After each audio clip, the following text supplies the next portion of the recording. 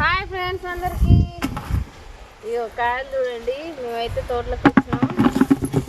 వస్తున్నాయి కాయలు వేద్దామని చెట్టు వెతుక్కుంటుంటే మంచి చెట్టు కనబడ్డది. మంచి అన్ని పండ్లు రాలి, ఇవన్నీ రాలిన పండ్లు మస్తు రాలినాయి.